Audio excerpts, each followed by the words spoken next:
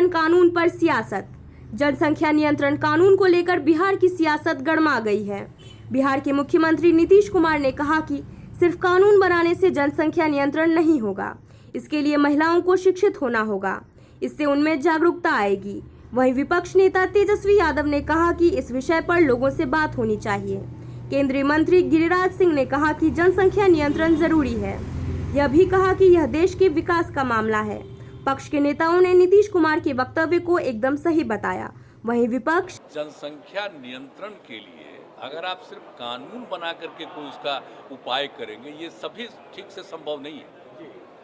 आप जरा चाइना का पता कर लीजिए, 1 से 2 किया, अब 2 के बाद भी क्या हो रहा है, तो आप देख लीजिए स्थिति, कहीं भी किसी देश का हालचाल देख लीजिए।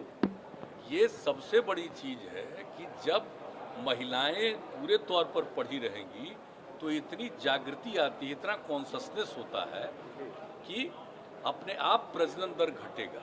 और आप तो जान रहे हैं, शुरू से हम लोग इसके लिए काम कर रहे थे और उसी में जो आपने कहा, जो इसका जो इतना ज़्यादा इस पर रिसर्च हुआ, सर्वे किया गया, देखा गया कि जब पति पत्नी में पत्नी मैट्रिक पास है तो देश भर का एवरेज प्रजनन दर 2 था और बिहार में भी वही किया गया, तो पता चला 2 ही है।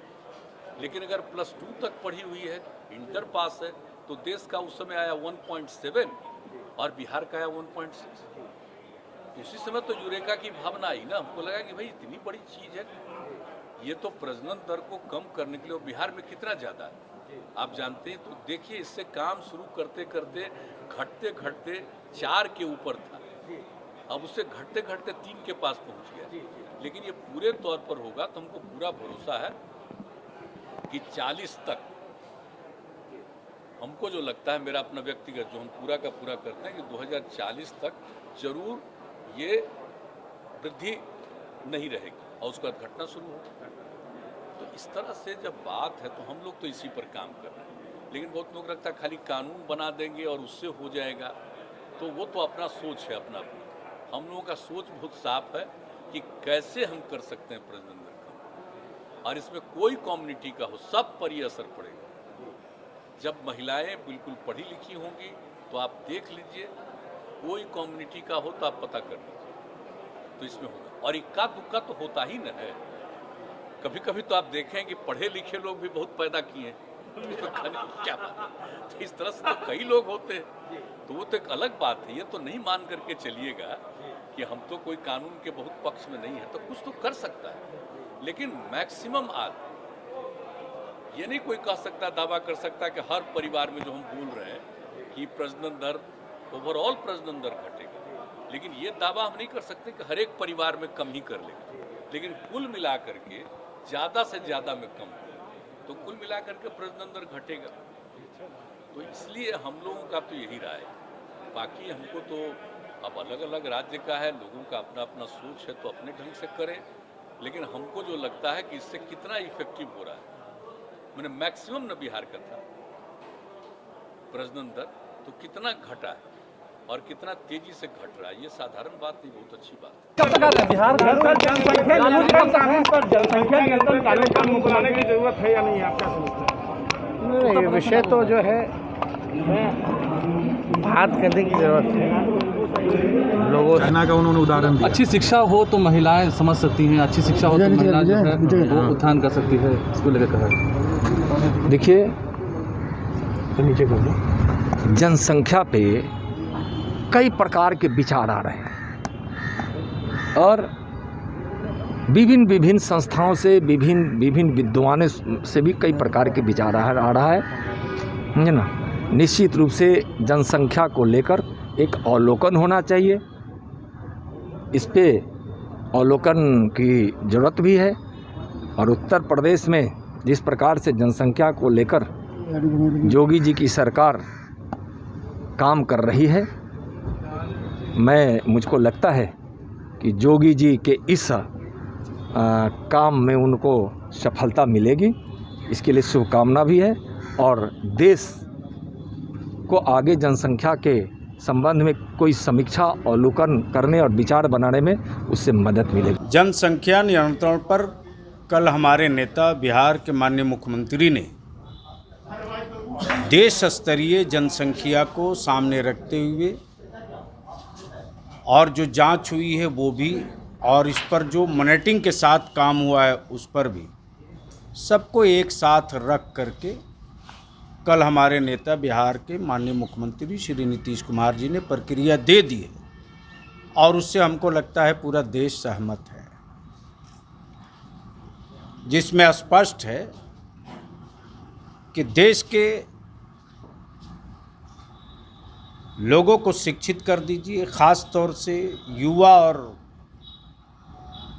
बच्चियों को शिक्षित कर दीजिए, खुद ब खुद नियंत्रण होगा।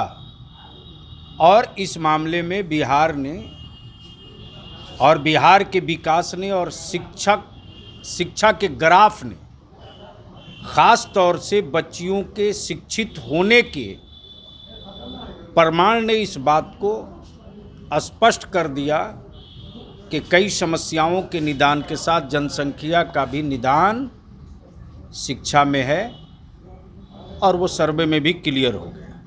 कुछ लोग जिस तरह से हो हल्ला मचा, किसी के सवालों का और किसी के जवाब का सवाल नहीं, सवाल ये है कि हम काम वो करें जिससे खुद, अब किसी भी धर्म समुदाय के लोग खुद ब खुद इस बात को कहने लगे हैं कि साहब मेरे बच्चे कम ही रहेंगे तो उनको खिला भी सकेंगे, पढ़ा भी सकेंगे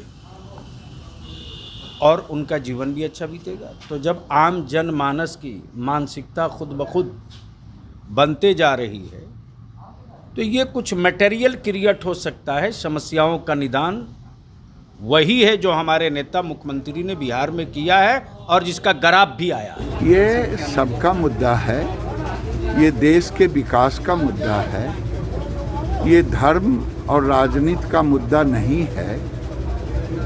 जनसंख्या का दबाव, जब हम 4 लेन की सड़कें पास होती है,